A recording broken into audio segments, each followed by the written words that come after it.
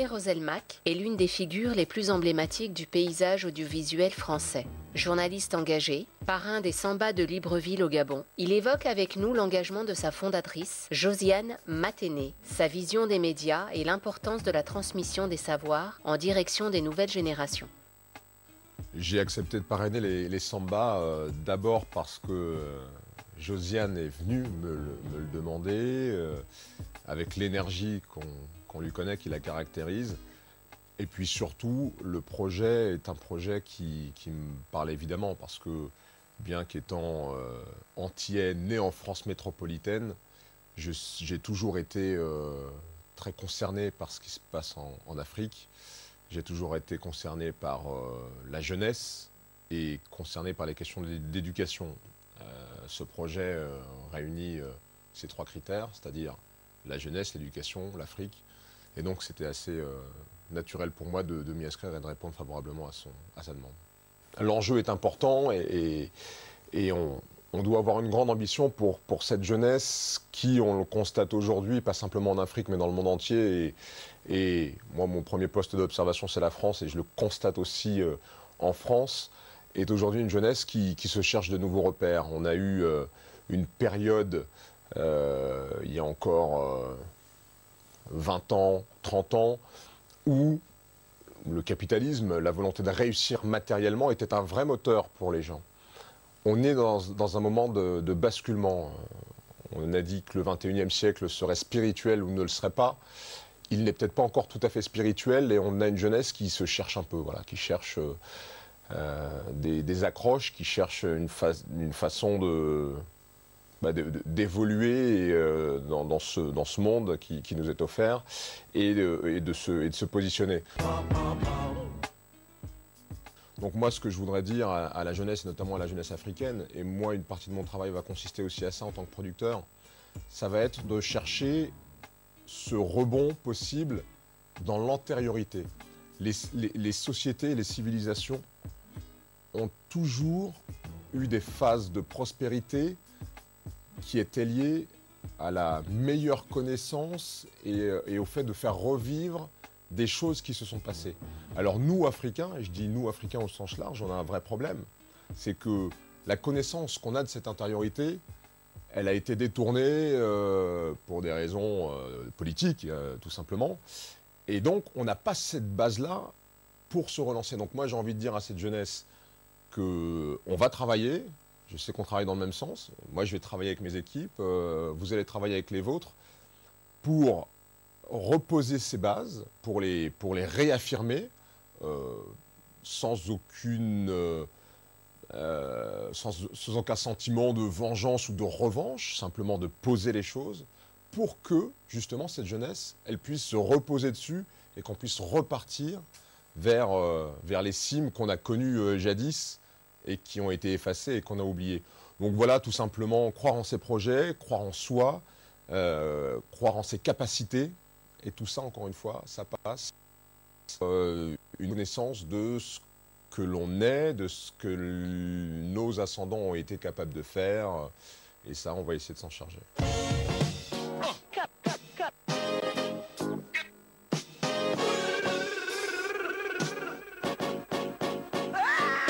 J'aime la France parce qu'elle est belle. Parce que sa culture est riche. Parce qu'il y a plein de trucs à manger. Parce qu'il y a la mer, la montagne, la forêt. Il y a un peu de tout, quoi. Chez les gens aussi, il y a un peu de tout. Il y a des belles filles.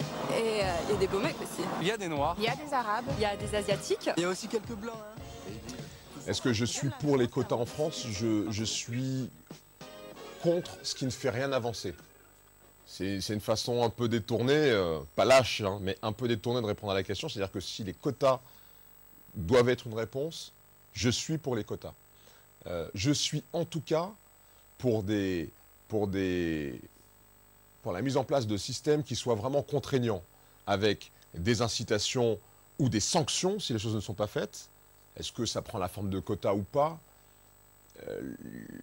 Je ne vais pas jusque-là. Mais en tout cas, ce qui est sûr, c'est qu'aujourd'hui, il ne peut plus y avoir de secteurs d'activité en France dans lesquels la diversité n'est pas prise en compte. La diversité mesurée et et rationaliser au point de dire il y a tant de pourcents de population de tel type, donc il faut tant de pourcents dans les boîtes, je m'en méfie un peu. En tout cas, il faut que les choses se fassent et il faut qu'elles soient visibles. Et pour qu'elles soient visibles, il faut mettre en place des sanctions et des incitations. I want to go into uncharted territory. I want to go where it's uncomfortable and it's scary. I want to elevate the art form and I want to elevate the culture.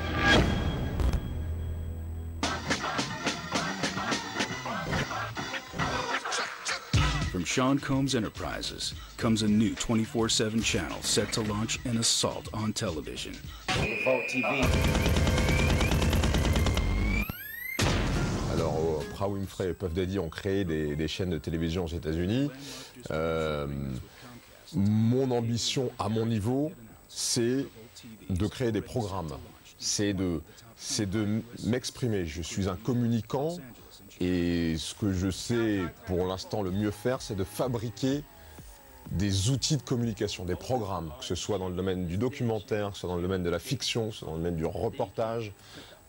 Voilà, ça c'est quelque chose qui est vraiment mon ADN. Créer une chaîne ne fait pas partie de mes projets, mais je sais que certains ont ces projets, sauront très bien le faire et moi je serais ravi de travailler avec eux, de leur rapporter du contenu pour que effectivement le plus grand nombre ait accès à ces contenus-là. Donc voilà, il y a vraiment une chaîne qui se crée, il y a ceux qui diffusent les contenus et ceux qui les fabriquent. Moi je suis plutôt du côté de ceux qui les fabriquent.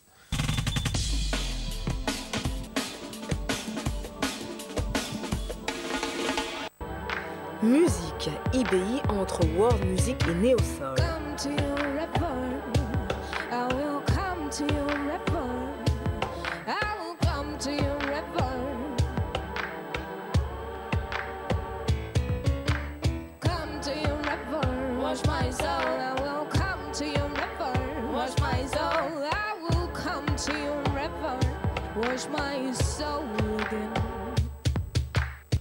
IBI signifie jumelle en langue yoruba. Le duo musical franco-cubain est composé des sœurs jumelles Lisa Kende et Naomi Diaz. Les deux sœurs chantent en anglais et en yoruba, une langue africaine importée à Cuba au XIIe siècle par des esclaves originaires du Nigeria et du Bénin actuel.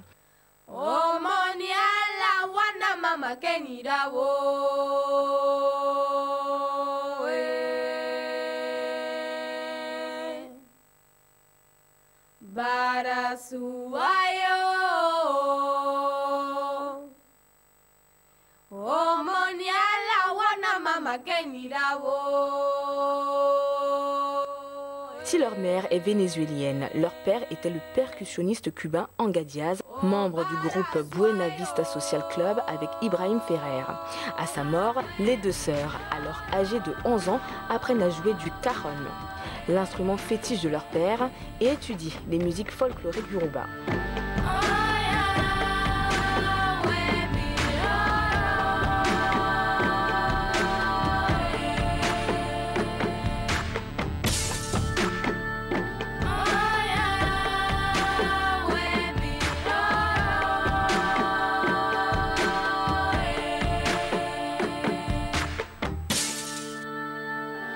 Aujourd'hui, IBI tourne dans le monde entier et représente une nouvelle voie dans l'écriture musicale, mélangeant avec subtilité la soul et les rythmes du monde.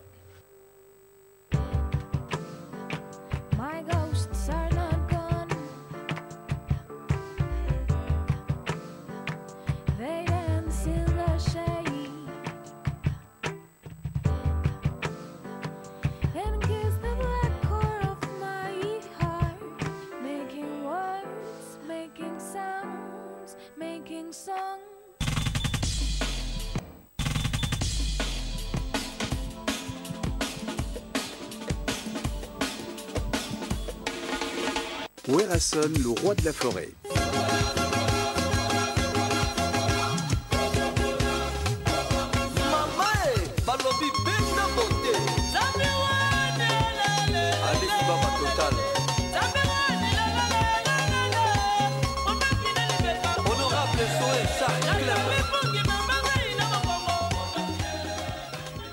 Werason est l'un des poids lourds de la musique africaine. En RDC, la compétition est rude pour les artistes qui se disputent le podium des premières places de la reconnaissance d'un public exigeant. C'est à l'âge de 12 ans que Werason découvre le monde musical en chantant dans la chorale de l'église protestante de Sébizo à Kinshasa. Dès 1981, il devient le cofondateur avec une bande de copains, dont Adolphe Dominguez et JB Mpiana, du fameux groupe Wenge Musica, qui fera la gloire du Ndobolo jusqu'au début des années 90, notamment grâce à l'album Plein Feu. Le roi Mabi, Pipin de Katsel Bachat, Jam Jamoul. Mobali Nalinga Jotonga Naimana. Oyangenga Kalokola Moi Yanzanga, Anigisa Bingumba Samoya Basikitoko. Ijumaela Yoka, Zame, Zame, Papa. À la scission du groupe, plusieurs autres formations voient le jour, toutes baptisées Wenge.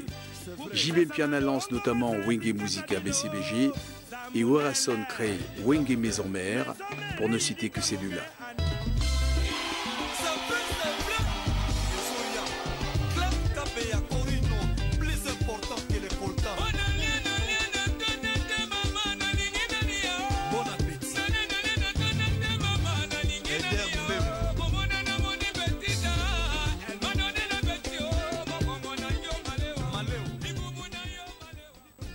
Ainsi débute sa carrière solo, qu'il réussit à inscrire dans la durée, battant des records de vente avec des albums tels que Solo La Bien, remplissant Seul Bercy en 2000 et multipliant les collaborations avec les plus grands tels que Manu Dibango ou encore le Jamaïcain Shaggy.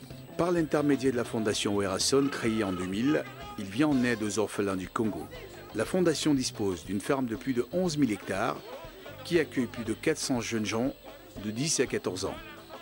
L'Organisation des Nations Unies, ONU, lui a décerné le titre d'ambassadeur universel de la paix en 2000.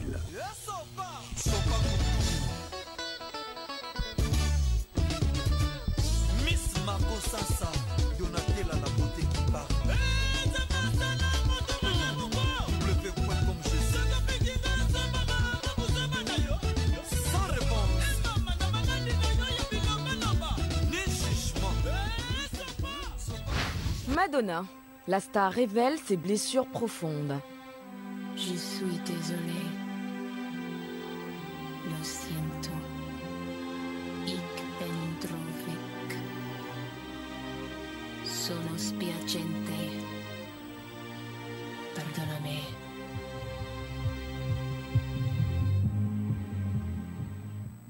Dans un essai publié dans le magazine de mode américain Harper's Bazaar, Madonna raconte son arrivée à New York en 1978 et fait quelques révélations. La star s'y confie avec pudeur mais révèle que la ville de New York ne l'a pas accueillie à bras ouverts alors qu'elle a tout juste 20 ans. Mais surtout, elle y raconte que dès la première année, elle a été braquée avec un pistolet avant de subir l'horreur du viol. Ces révélations sont d'autant plus surprenantes que Madonna n'avait jamais évoqué les pages sombres des premières années de sa vie où, sans le sou, elle rêvait de se frayer un passage parmi les étoiles d'Hollywood. Une confession qui rappelle à ses fans parfois avec violence la dureté impitoyable d'une vie que doivent souvent affronter les jeunes artistes qui rêvent de devenir des stars. I can't explain. If it was wrong, my life goes on, but not the same. Into your eyes, my face remains. I've